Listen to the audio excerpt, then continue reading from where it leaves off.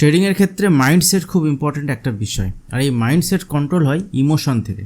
তো ইমোশন ট্রেডিংয়ের জন্য খুবই গুরুত্বপূর্ণ। যদি আপনি এই ইমোশনকে কন্ট্রোল করে ট্রেডিং করতে পারেন, সেক্ষেত্রে আপনার সাকসেস খুব তাড়াতাড়ি আসবে ট্রেডিংয়ের ক্ষেত্রে।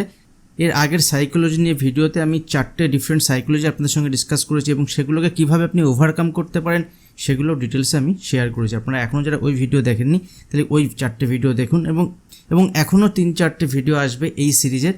এই সাইকোলজিগুলোকে যদি আপনি ঠিকঠাকভাবে বিল্ড আপ করতে পারেন, সেক্ষেত্রে আপনার আগামী দিনে আপনার ট্রেডিং জার্নিতে অনেক ইম্প্রুভমেন্ট আসবে এবং আপনিও একদিন সাকসেসফুল সফল ট্রেডার হয়ে কাজ করতে পারবেন। তো দেখুন, এই সাইকোলজির মধ্যে খুব ইম্পর্টেন্ট হচ্ছে ইমোশন, এবং 4টে ইমোশন নিয়ে আমি আপনাদের সঙ্গে ডিসকাস করব এবং প্রত্যেকটা ইমোশন একে অপরের সঙ্গে রিলেটেড। ফার্স্ট যে ইমোশন ট্রেডিংয়ের ক্ষেত্রে ইম্পর্টেন্ট সেটা হচ্ছে ফিয়ার। দেখুন, আপনারা জেনে থাকবেন ট্রেডিংয়ের ক্ষেত্রে ফিয়ার বা ভয় খুব একটা ইম্পর্টেন্ট। আর এই ফিয়ার বা ভয় কেন তৈরি হয়?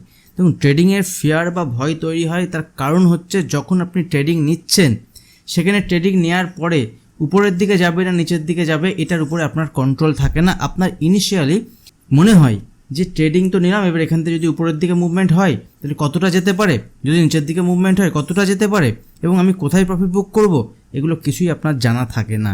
তো এক প্রকার এখান থেকে কি হতে পারে মার্কেটের, এটা আপনার জানা নেই বলেই ট্রেডিংয়ের সময় আপনার ভয় বা ফিয়ার হয়।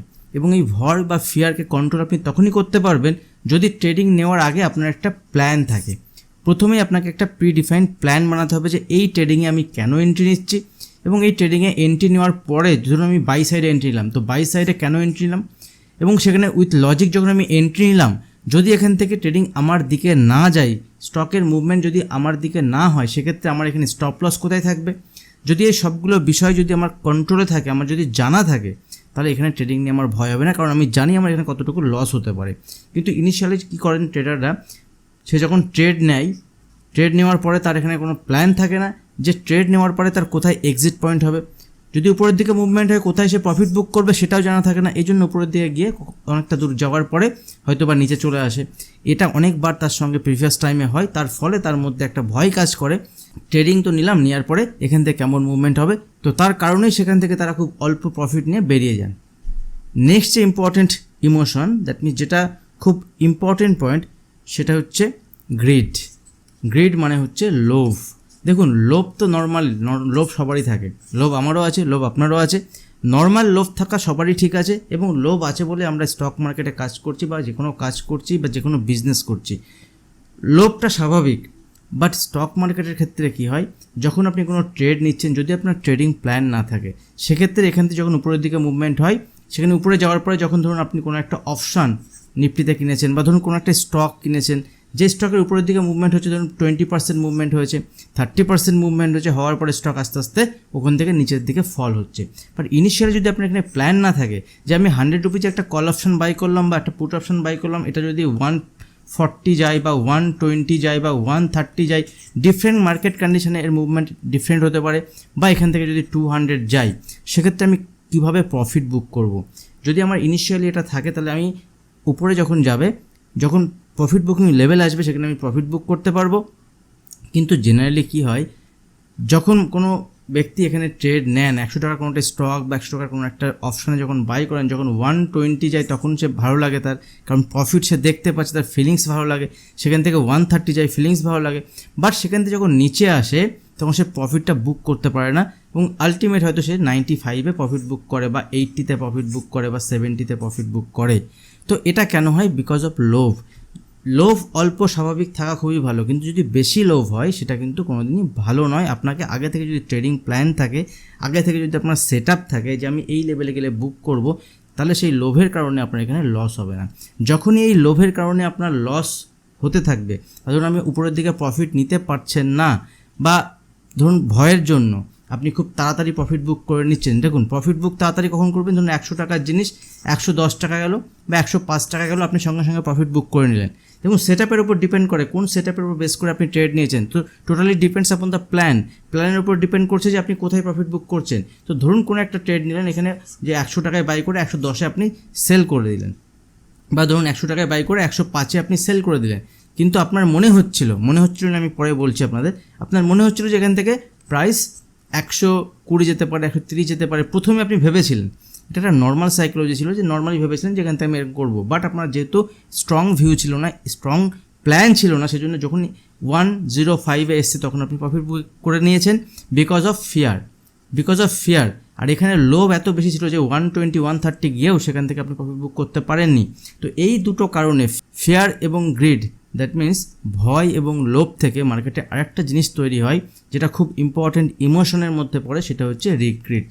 দেখুন, এই রিগ্রিটের বাংলা অর্থ হচ্ছে অনুশোচনা করা। তো অনুশোচনা কখন হবে? যখন আপনার ভয়ে আপনি তাড়াতাড়ি যখন প্রফিট বুক করে নিচ্ছেন। ধরুন 100 রুপিজের আপনি কোনো একটা কল অপশন বা স্টক কিনেছেন, ঠিক আছে, অপশনের ক্ষেত্রে কল অপশন, পুট অপশন হতে পারে, স্টকের ক্ষেত্রে স্টক কিনেছেন, আপনি এখান থেকে 105-এ বুক করে গেলেন ভয়তে, বা 130-এ গিয়ে সেখান থেকে আপনি পারলেন না বুক করতে, নিচে লসে বুক করলেন। তো এরকম দুটো কারণে, একটা ফিয়ার এবং একটা গ্রিড, এই দুটো কারণে যখন আপনার লস হয় সেক্ষেত্রে নেক্সট টাইম যখন আপনি ট্রেড নেবেন সেক্ষেত্রে তার এফেক্ট পড়ে। জেনারেলি এই দুটো যখনই হয় তখন ট্রেড শেষ হওয়ার পরে আপনার মধ্যে একটা অনুশোচনা হয়, দ্যাট মিনস রিগ্রেট তৈরি হয়। এই রিগ্রেট যদি তৈরি হয় তখন যখন নেক্সট ট্রেড আপনি নেবেন, নেক্সট ট্রেডের ক্ষেত্রে যখন আপনি নেবেন সেখানে তার এফেক্ট পড়বে। তখন কি এফেক্ট পড়বে? যে গতবার প্রাইস এখান থেকে উপরের দিকে গেছিলো 120-120-তে আমি প্রফিট বুক করতে পারিনি, এবার যদি প্রাইস এখান থেকে 120 চলে যায়, আপনার সেট আপে রয়েছে এবার 150 যেতে পারে, ঠিক আছে, 100 রুপিসে বাই করেছেন 150 যেতে পারে। তো 120 যদি চলে যায় সেক্ষেত্রে কী করবেন? আপনি তাড়াতাড়ি বুক করে নিলেন, এবং যখনই বুক করে নিলেন বা 115 যখন গেল বা 110 যখন গেল তাড়াতাড়ি বুক করে নিলেন, তারপর যখন প্রাইস 150 গেল তখন আপনার মধ্যে অনুশোচনা আবার ক্রিয়েট হবে, আবার মনে হবে জিস আমি তো এখানে ধরে রাখলে ভালো হতো।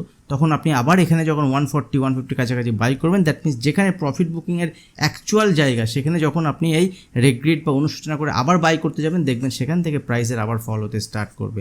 ইনিশিয়ালি কোনো একটা লেভেলে ব্রেকআউট হওয়ার পরে যখন, যেমন আজকে যদি আমরা নিফটিতে দেখি, নিফটির ক্ষেত্রে যদি আমি ইন্টারের চার্ট আপনাদের দেখাই, দেখুন নিফটিতে বা ব্যাঙ্ক নিফটিতে যে কোনো একটা চার্টে যদি নিফটি আপনাদেরকে দেখাই, দেখুন নিফটিতে ইন্টারডে চার্টে 5 মিনিটের চার্টে যদি আমি ইন্টারডে ট্রেড করি, দেখুন নিফটিতে আজকে একটা ব্রেকআউট হয়েছিল, ঠিক আছে।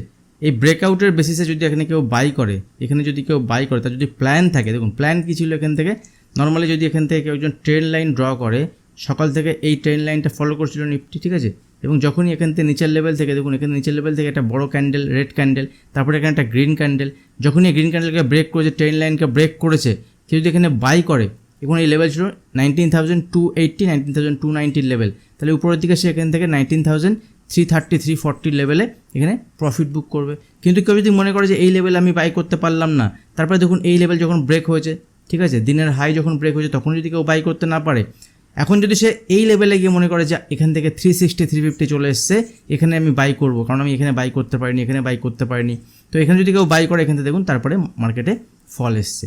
তো এটা ওয়ান টাইপ অফ রিগ্রেটের জন্য হয়, অনুশোচনার জন্য হয়, যে ভয়ের জন্য হয়, লোভের জন্য হয়। তো এই বিষয়গুলো কিন্তু আপনাকে কন্ট্রোলের মধ্যে আনতে হবে। যদি এই বিষয়গুলো কন্ট্রোলের মধ্যে আনেন তাহলে আপনার ট্রেডিং সিস্টেমে ইমপ্রুভমেন্ট আপনি নিজেই দেখতে পারবেন। তো এই ভয় এবং লোভ, that means fear and greed, এই দুটো কারণের জন্যই কিন্তু মার্কেটে এই অনুশোচনা বা রিগ্রেটটা আসে। এই অনুশোচনা আপনি কন্ট্রোল তখনই করতে পারবেন যদি আপনি ফিয়ার এবং গ্রিড, দ্যাট মিনস ভয় আর লোভ, এই দুটোকে যখন কন্ট্রোল করতে পারবেন।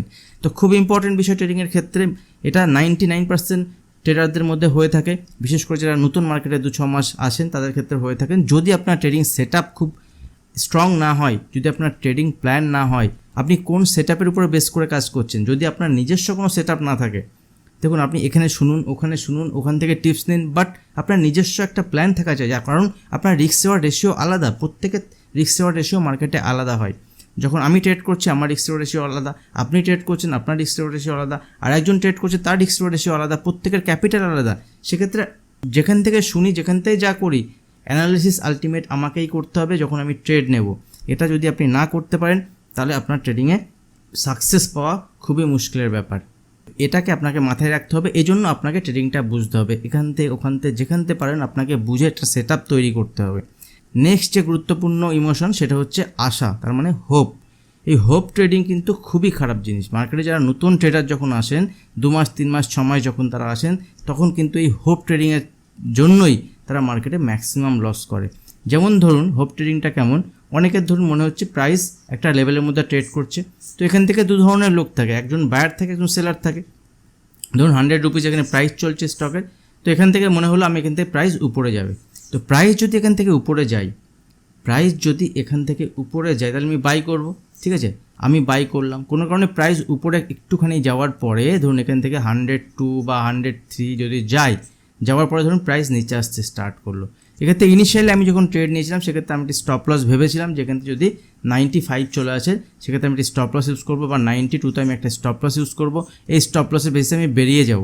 কিন্তু এখান থেকে কি হলো, যখন প্রাইস 102 103 গেল তখন আমার মধ্যে একটা আশা তৈরি হয়ে গেল, এবং নিচের দিকে যখন যাচ্ছে, যেহেতু আমি বাই করেছি প্রাইস এখান থেকে উপরে যাবে ভেবে, আর এখান থেকে প্রাইস যেহেতু নিচে আসছে, আমার মনে হচ্ছে, যদি এরকমটি মনে হয় আমার বা আপনার যাই হোক, যদি এরকমটি মনে হয় যে প্রাইস এখান থেকে আমি কিনেছি এই লেভেলে আবার আসবে, নিচে যাক, কিন্তু নিচে এই লেভেলে সাপোর্ট আছে, এই লেভেলে সাপোর্ট আছে, এই লেভেলে সাপোর্ট আছে, প্রাইস ঘুরে এখানে আসবেই। যারা সুইং বা পজিশনাল ট্রেডিং করেন তারা এই জন্যই দেখবেন মার্কেটে টপে বাই করে ফেলেন, বা মার্কেটে একটা জায়গাতে বাই করে সেখান থেকে এক্সিট হতে পারেন না, তারপরে 2 মাস 3 মাস 4 মাস 6 মাস পরে গিয়ে যখন একদম লোয়ার লেভেলে থাকে স্টক, তখন সেখানে আপনারা বেরিয়ে যান। আবার সেখান থেকে মার্কেট দেখবেন আস্তে আস্তে উপরের দিকে মুভমেন্ট হয়। তো আপনাকে কি করতে হবে, এখানে কোনো আশা করা যাবে না। আপনি যখন ট্রেড নিচ্ছেন সেক্ষেত্রে আপনার প্ল্যান মাফিক আপনি ট্রেড নিচ্ছেন, আপনার এখানে স্টপ লস যেখানে কাট হবে, দেখুন যদি আপনার এখানে 95 বা 92তে স্টপ লস ট্রিগার হয়, তাহলে এখান থেকে সুবিধা হচ্ছে আপনার স্টকের আপনি বাদ দিয়ে দিলেন, স্টকে আপনারা নেই। যদি স্টক আবার লোয়ার লেভেল থেকে রিকভার দিয়ে আবার যদি উপরের দিকে মুভমেন্ট হয়, যদি কনসোলিডেশন হয়, সেক্ষেত্রে আগামী দিনে আমরা ভাববো আমার কাছে মোটামুটি 2 থেকে 2,500 স্টক আছে ট্রেড করার জন্য। বাকি যে 2 থেকে 2,500 স্টক আছে তার মধ্যে আমি নতুন ট্রেড খুঁজবো, নতুন স্টক খুঁজবো, এবং সেখানে আমি এন্ট্রি করার চেষ্টা করব। সেখানে আমার সময় বাঁচবে, সেখানে আমার টাকা বাঁচবে, সেখানে আমার যে মার্কেটে কাজ করার যে ইচ্ছা, সেই ইচ্ছাটাও বাড়বে। তো এটাকে আপনাকে মাথায় রাখতে হবে। ট্রেডিংয়ের ক্ষেত্রে আশা করা যাবে না। দেখুন আশা একটু আধটু করা ভালো, বাট আশা এই স্টপ লস যদি ট্রিগার হয়ে যায়, সেখান থেকে স্টপ লস ট্রিগার হলে আপনার সেখান থেকে এক্সিট হতে হবে। তো এই যে 4টি ইমোশনের কথা আমি আপনাদের সঙ্গে শেয়ার করলাম, number 1 fear, number 2 greed, fear মানে ভয়, গ্রিড মানে লোভ, দেন রিগ্রিট মানে অনুশোচনা। ফিয়ার আর গ্রিড দ্যাট মিনস লোভ এবং ভয় থেকে অনুশোচনা তৈরি হয়। এবং এই 3টের পরে যেটা আরও একটা ইম্পর্টেন্ট, সেটা হচ্ছে আশা, হোপ, যে এখান থেকে আমি বাই করেছি, বা এখান থেকে আমি বাই করেছি মানে এখান থেকে প্রাইস উপরে যাবে, বা এখান থেকে আমি সেল করেছি মানে প্রাইস এখান থেকে নিচে যাবেই। যদি এখান থেকে আমি স্টপ লস ট্রিগার হয় সেক্ষেত্রে আমি এক্সিট করবো না, এরকম যদি আপনি ভাবেন, সেটা কিন্তু আপনার ট্রেডিংয়ের ক্ষেত্রে আপনাকে আরও নিচের দিকে, আরও তলানিতে নিয়ে যাচ্ছে। আপনার আপগ্রেডেশন আসতে আরও দেরি হবে। এবং এই 4টি ইমোশনস বা রুলস যদি আপনি মেনে চলেন, তাহলে সাইকোলজিক্যালি আপনি স্ট্রং হতে পারবেন, এবং আগামী দিনে আপনি একজন সাকসেসফুল ট্রেডার হয়ে মার্কেট থেকে লাখপতি বা কোটিপতি হয়ে কাজ করতে পারবেন। এটা ট্রেডিং সাইকোলজির একটা মূল পয়েন্ট নিয়ে আমি আপনাদের সঙ্গে আজ ডিসকাস করলাম। ভিডিও কেমন লাগলো অবশ্যই কমেন্ট করে জানান, আর ভিডিও ভালো লাগলে লাইক শেয়ার কমেন্ট করুন, তাহলে খুব তাড়াতাড়ি সাইকোলজির নেক্সট ভিডিওটা আমি আপনাদের সঙ্গে শেয়ার করব। আজ ভিডিও এখানেই শেষ করছি, দেখা হবে নেক্সট ভিডিওতে। ধন্যবাদ।